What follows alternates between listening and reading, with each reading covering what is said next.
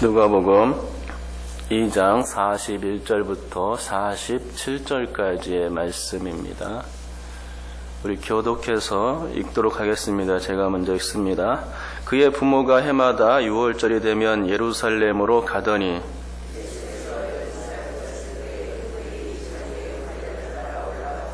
그 날들을 마치고 돌아갈 때에 아이 예수는 예루살렘에 머무셨더라. 그 부모는 이를 알지 못하고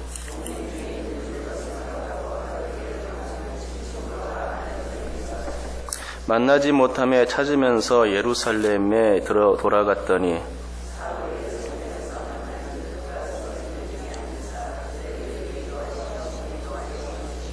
함께 읽겠습니다. 듣는 자가 다 그 지혜와 대답을 놀랍게 여기더라. 아멘.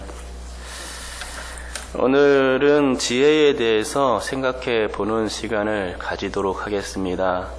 저는 성경에 지혜라는 단어가 과연 몇 번이나 나올까 궁금해서 찾아보았습니다. 성경에 지혜라는 단어가 과연 몇 번이나 나오겠습니까? 검색해보니 무려 434 구절에서 482 단어가 나왔습니다. 참으로 대단합니다. 저는 이걸 보면서 성경에 참으로 지혜라는 단어가 참으로 많이 쓰였구나라는 것을 실감하게 되었는데요. 사실 이렇게 많이 나올 줄은 몰랐습니다. 그런데 저희의 예상을 깨고 많이 나왔고, 이렇게 많이 나왔다는 것은 그만큼 성경이 지혜에 대해서 관심을 가지고 있다는 것이죠. 물론 구원이나 사랑과 같은 단어들은 지혜보다 훨씬 더 많이 나옵니다. 100회에서 한 200회 정도는 더 많이 나오는 것 같습니다. 하지만 지혜도 만만치 않은 거죠. 그러니까 저는 지혜에 대해서 설교하면 좋겠다는 생각이 들었고, 오늘은 특별히 예수님의 지혜와 관련하여서 설교를 하겠습니다. 우리 다 같이 47절을 한번 읽어보도록 하겠습니다. 읽겠습니다. 시작. 듣는 자가 다 그 지혜와 대답을 놀랍게 여기더라. 아멘. 47절을 보니 지혜라는 단어가 쓰이고 있는 것을 봅니다. 이 지혜의 주인공은 다름 아닌 예수님이었습니다. 6월절을 맞아서 예수님은 부모님과 함께 예루살렘에 올라가셨는데 성전에서 율법 선생님들과 함께 앉아서 토론하게 되었던 것입니다. 그러니까 47절은 토론 과정에서 발생한 사람들의 감탄, 선생들의 감탄이라고 할 수 있겠죠. 예수님이 토론 중에 말씀을 하셨는데 그 말씀들이 사람들을 놀라게 했던 것입니다. 아니, 얼마나 말을 잘했길래 사람들이 그렇게 놀랄 정도였을까 궁금해집니다.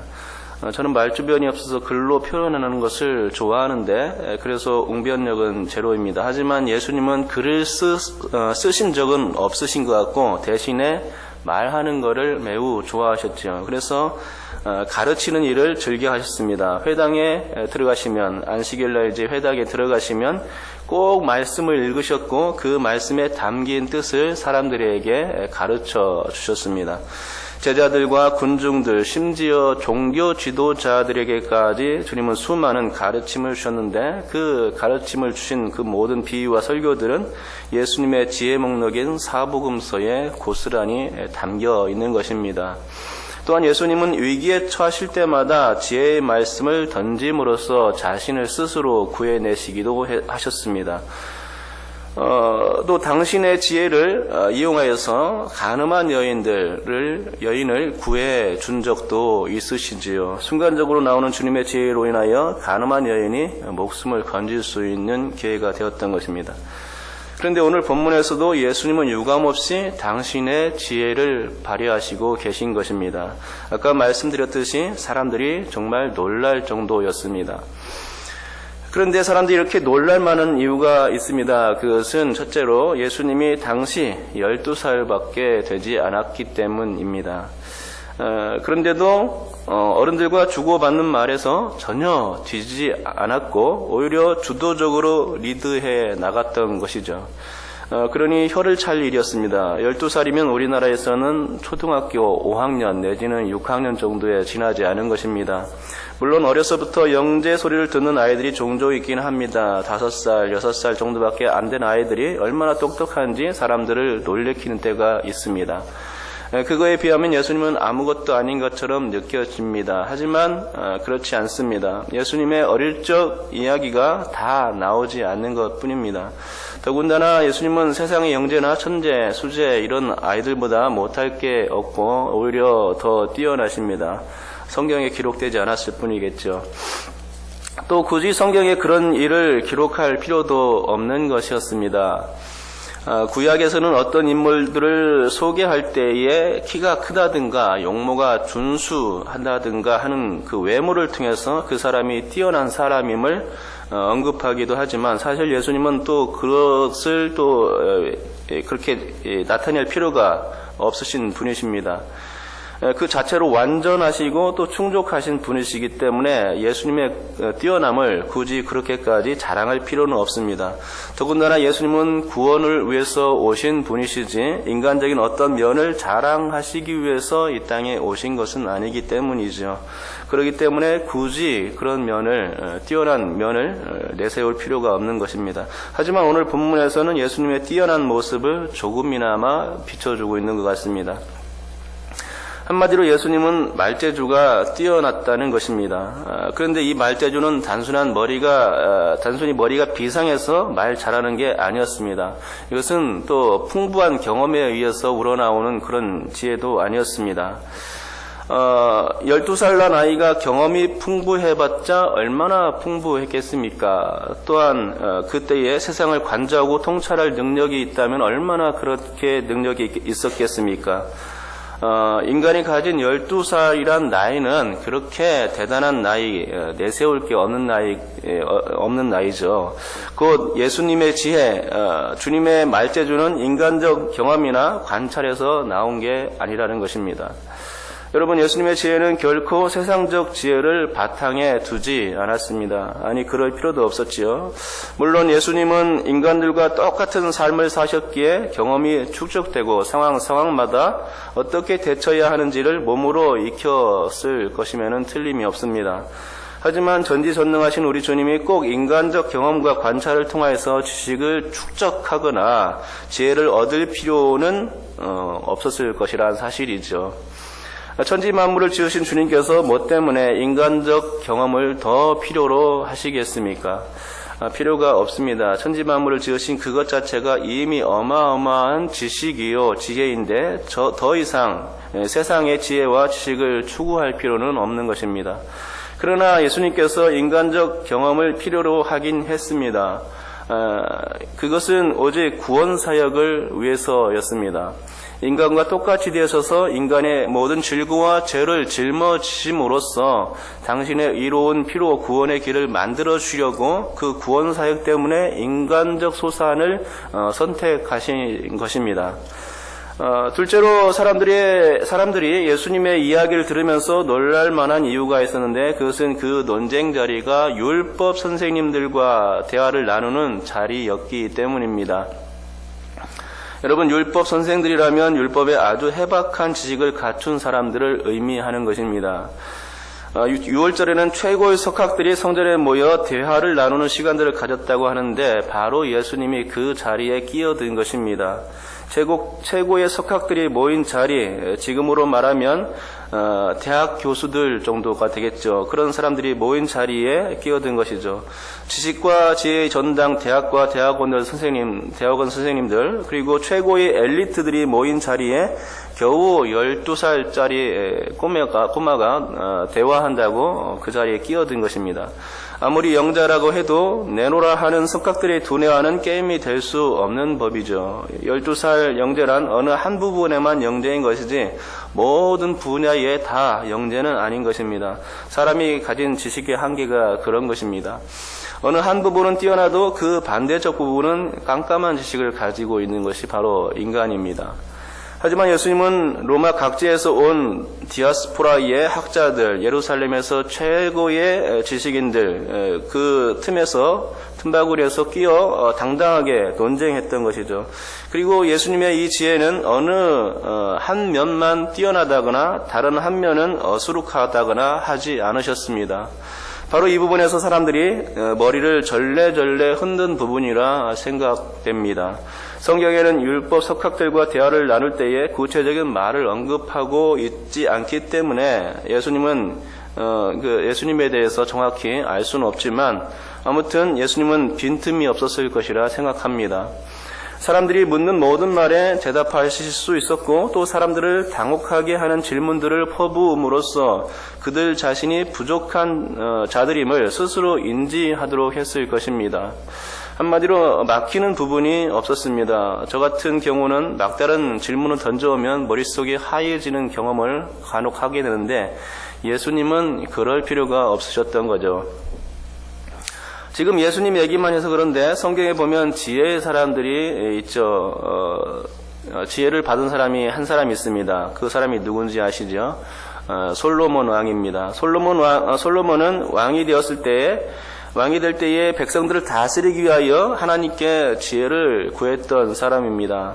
하나님은 내가 장수도 구하지 아니하고 부도 구하지 아니하고 원수의 생명을 멸하는 일도 구하지 않고 오직 송사를 듣고 분별하는 지혜를 구했으니 내 말대로 지혜롭고 총명한 마음을 주겠다 하셨습니다. 하나님은 내 앞에도 내 뒤에도 너와 같은 자가 일어남이 없으리라 라고 말씀해 주신 거죠. 이후로 솔로몬은 정말로 지혜로운 왕이 될 수 있었고 솔로몬의 재판 일화는 아주 유명한 일화로 전해져 내려오고 있습니다. 그런데 솔로몬의 아버지인 다윗도 참으로 지혜로운 사람이었습니다. 다윗 그는 사울보다 지혜롭고 또 모든 일을 지혜롭게 할 때에 사울 왕이 다윗을 두려워했다는 그런 내용이 기록되어 있습니다. 여러분, 그런데 제가 말하고자 하는 바는 솔로몬이든 다윗이든 그 지혜는 다 상대적인 지혜라는 것입니다. 누가 크냐 작냐, 어떤 부분이 더 지혜롭고 어떤 부분이 더 그렇지 않느냐 하는 그런 도토리 키재기 싸움의 그런 상대적인 지혜라는 것이죠. 하지만 예수님의 지혜는 인간들의 지혜와 견줄 수 없는 절대적 지혜인 것입니다. 사실 따지고 보면 솔로몬이 받은 지혜는 우리 주님께서 주신 지혜라고 봐야 합니다. 또 다윗도 마찬가지인데 다윗이 가진 지혜도 주님께서 주신 지혜입니다. 우리들도 세상 삶을 살아갈 때에 주님께서 주신 지혜로 세상을 살아가게 되는 것이죠. 주님께서 우리에게 지혜를 주신 것입니다. 왜냐하면 주님이 우리를 지어주셨기 때문입니다. 그렇기 때문에 궁극적으로는 그 지혜의 소산이 누구에게 있느냐? 주님께 있다고 봐야 하는 것입니다. 그래서 지혜의 왕 하면 사울 왕도 아니요, 다윗 왕도 아니요, 솔로몬 왕도 아닙니다. 지혜의 왕은 단 한 분밖에 없는 것입니다. 바로 예수 그리스도인 것입니다. 다시 47절로 한번 돌아가 보겠습니다. 47절에 나온 지혜는 하나님의 지혜를 일컫는 단어입니다. 저자인 누가는 일부러 하나님의 지혜를 가리키는 시네시스라는 단어를 사용하고 있는 것입니다. 예수님의 지혜가 상대적인 지혜가 아니라 절대적인 지혜임을 이 단어를 통해서 보여주려 했던 것입니다. 절대적인 지혜란 하나님만이 가질 수 있는 지혜이고 이 지혜는 세상적 지혜를 일컫는 소피아라는 단어와 상당한 차이가 있습니다. 소피아는 인간적 경험에서 우러나오는 그런 지혜입니다. 쌓아놓은 연륜에서 나오는 지혜, 그런 것이죠. 하지만 이런 지혜를 예수님께 적용할 수 있는 것은 아니었기 때문에 저자 누가는 시네시스를 사용하고 있는 것이죠. 그것은 예수님의 지혜가 절대적으로 하나님께로부터 나온 지혜였다 하는 것을 보여주는 것입니다. 그렇습니다. 예수님이 하나님의 지혜인 시네시스를 가졌다는 것은 그분이 하나님이신 것입니다. 예수님은 하나님만이 가진 지혜로 세상의 석각들을 놀라게 했던 것입니다. 12살 난 예수님이 석각들을 꼼짝 못하게 한 것의 비밀이 바로 하나님의 지혜였던 것입니다. 성경에 보면 이사야에게 하나님께서 학자 같은 혀와 귀를 주셨다고 말씀하고 있지 않습니까? 학자 같은 혀와 귀를 주시는 분이 바로 하나님이셨던 것입니다. 또 솔로몬에게는 지혜를 선물로 주시기도 했습니다. 이 일은 지혜와 지식의 근본이신 예수님께서 하시는 일이었던 거죠. 잠언의 1장 7절에 보면 여호와를 경외하는 것이 지식의 근본이거늘 미련한 자는 지혜와 훈계를 멸시하느니라 라고 말씀하고 있습니다. 예수님은 진리요 말씀 자체이십니다. 예수님이 지식의 근본이요 지혜의 근본이라는 말이지요. 그러므로 세상 사람들을 깜짝 놀라게 하는 지혜는 다 예수님께 구해야 하는 줄 믿습니다.